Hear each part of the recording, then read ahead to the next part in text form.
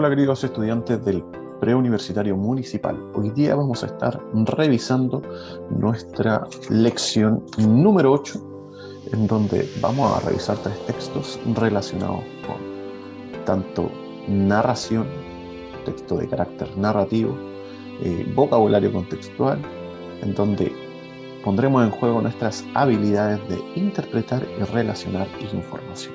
Vamos allá con nuestra lección número 8. La primera pregunta dice: ¿cuál es el sentido de la palabra calma en el contexto del segundo párrafo del texto leído?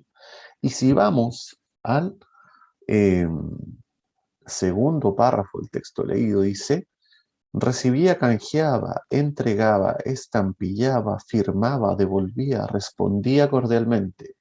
Y acá viene la parte, dice: todo lo hacía con una calma perfecta, sin el menor nerviosismo y siempre afable, cortés. Por tanto, la palabra calma hace referencia a la tranquilidad con la cual hacía su tarea. En la pregunta número 2 tenemos: ¿cuál es el sentido de la palabra juzgaba en el contexto del segundo párrafo del texto leído? Vamos al segundo párrafo. Acá está la palabra juzgaba. Dice: a su día de trabajo, ante todo su trabajo, que el empleado juzgaba una tarea muy fastidiosa, pero que soportaba gracias a una pequeña obsesión estrictamente personal. Por tanto, la palabra juzgaba está relacionada con la calificada, porque el empleado consideraba su trabajo molesto. Y acá podemos entender que aquí dice muy fastidioso, o sea, que le molestaba. Lo podemos corroborar. La número 3 dice: con respecto al trabajo del protagonista como empleado de correos, en el contexto se afirma que... ¿Qué podemos afirmar en el contexto? Que tenía un comportamiento libre de premuras e inquietudes en su jornada laboral. ¿Cómo lo podemos comprobar acá?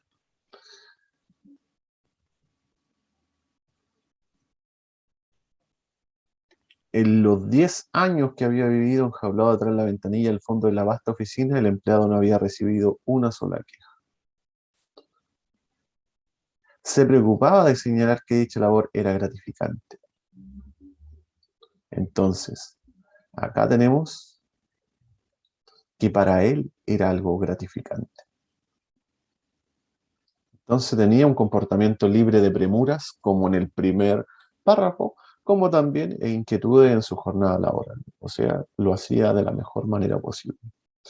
En la número 4 dice: de la lectura se infiere que el acto de responder cartas por parte del empleado es: 1, constante; 2, riguroso; y 3, significativo.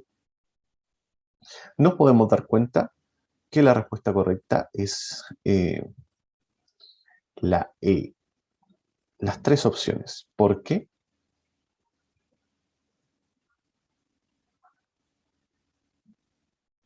Porque dice, acá lo podemos dar: sin el menor nerviosismo, siempre afable, todo lo hacía con una calma perfecta, se preocupaba de señalar dicha labor era gratificante. Por tanto, lo que él estaba haciendo era un trabajo riguroso, constante y significativo para él. Las 3 ideas están dentro del texto. La número 5 dice: la idea principal del primer párrafo es... Si vamos al primer párrafo, podemos observar que tenemos como idea principal que el empleado no había recibido ni una sola queja. Nunca había recibido queja en más de 10 años. Por tanto, entonces, la respuesta correcta para eso es la valoración positiva del trabajo realizado por el empleado. Ni una sola queja en 10 años es bastante bastante bueno, por no decir excelente. La número 6 dice, otro título adecuado para el relato leído es, y acá nosotros tenemos que buscar un título que se acerque lo más posible a- al título original, que es El empleado de correos. Por tanto, debemos comprender de cierta forma la información importante que existe dentro del texto. Y esta información importante, eh, hacer una pequeña síntesis dentro de esta síntesis, eh, que se relacione directamente con aspectos en los que se identifique la historia en particular, la columna vertebral de lo que sería nuestro relato. Y era la obsesión de un empleado de correos, ¿ya? Porque la columna vertebral era su obsesión. Y acá se menciona. Solamente soportaba gracias a una pequeña obsesión estrictamente personal. O sea, todo lo anterior lo soportaba por una pequeña obsesión estrictamente personal. Eso lo ponemos en rojo. No, lo vamos a poner en anaranjado. Esta palabra está en rojo. Pequeña obsesión estrictamente personal. Esa es la idea que recorre todo el texto. Si no fuese por esa pequeña obsesión, se hubiese vuelto loco. No hubiese hecho lo que hacía comúnmente.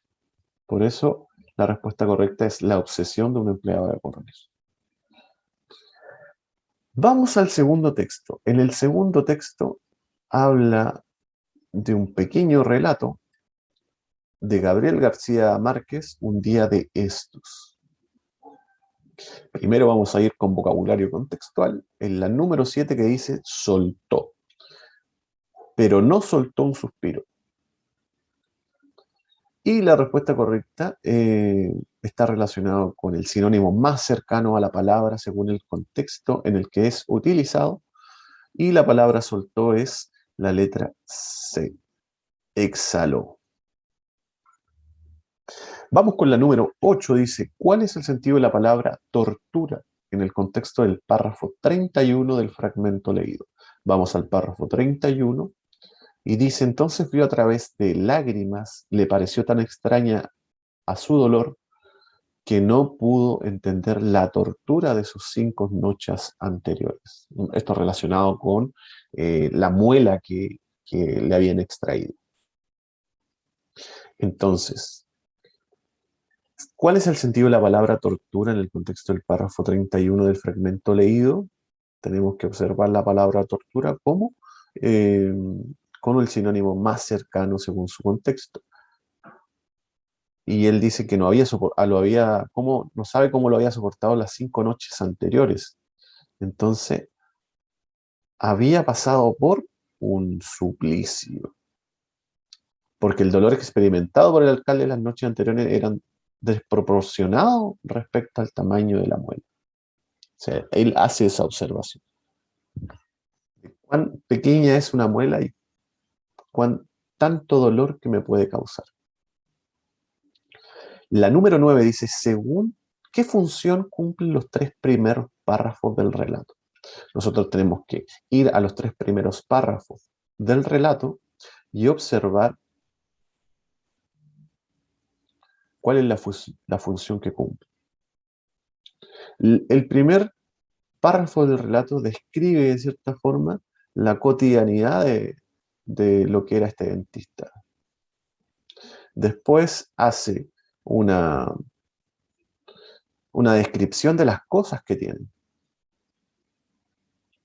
Y después, en el tercer relato, eh, describe su día a día.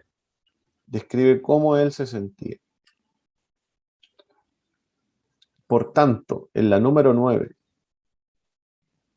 tenemos que describe al protagonista y su rutina de trabajo. Sería la respuesta correcta.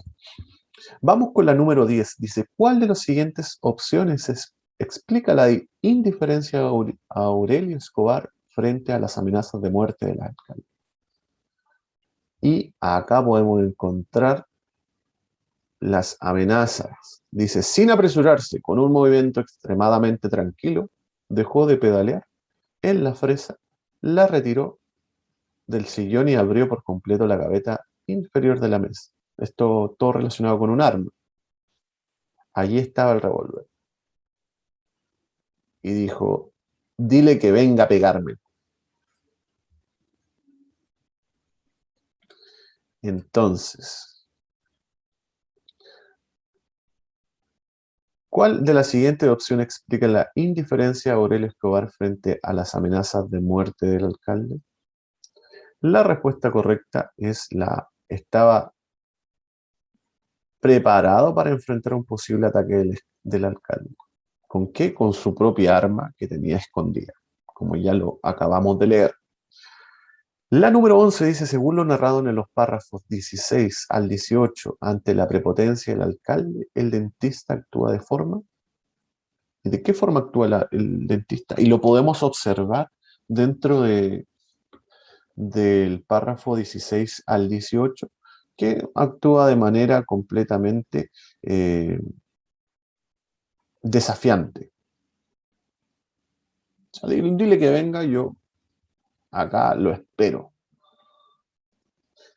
Vamos con la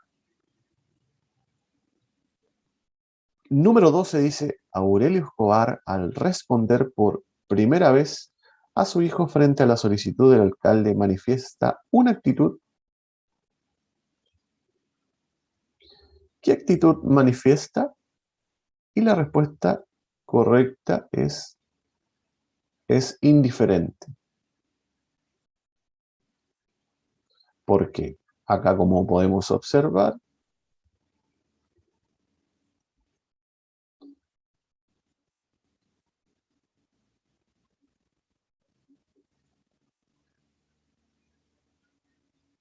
dice, volvió a ver la fresa de una cajita de cartón donde guardaba las cosas por hacer, sacó un puente de varias piezas y empezó a pulir el oro. Papá, ¿qué? Aún no había cambiado de expresión. Dice que si no le sacan la muela, te pega un tiro. Y no cambiaba de expresión, seguía igual que siempre.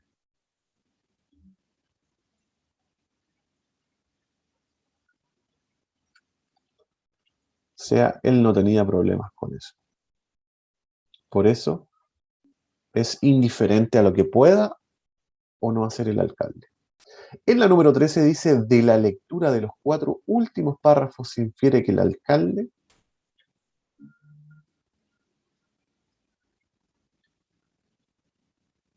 dice, ¿me pasa la cuenta? Dijo, ¿a usted o al municipio?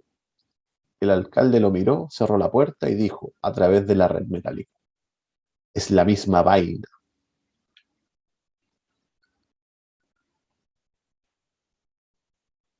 ¿Qué es lo que hizo entender entonces a nuestro personaje? Que utiliza dineros municipales para pagar asuntos personales. O sea, se sentía dueño del municipio. Y en el último texto tenemos el texto número 3, que habla sobre un pequeño texto introductorio hacia los cuentos de los hermanos Grimm, que desarrolla de cierta forma la idea de, de cómo los textos de carácter terrorífico eh, desarrolla en cómo se desarrolla la escritura de los hermanos Grimm. En el primer, en la primera parte de este texto nos habla sobre la palabra terroríficos, que está acá en el penúltimo párrafo, en el último párrafo, y dice, cuentos reflejan todos nuestros miedos más terroríficos. Según contexto, la palabra sería espeluznantes. Y la número 15 y última pregunta se relaciona con, según la lectura del fragmento, ¿qué caracteriza el instinto humano? Y si vamos al fragmento, tenemos claramente que dice a través de esta capacidad de conmover. La capacidad de conmoverse caracteriza al instinto humano. Por tanto, la respuesta correcta es la C. El potencial para emocionarse de lo observado. Bueno, espero que le haya servido esta explicación de la lección número 8. Recuerda seguirnos en nuestras redes sociales y que todo nuestro material es completamente gratis en cada una de nuestras plataformas. Te dejamos invitado a cada una de nuestras lecciones. Nos vemos.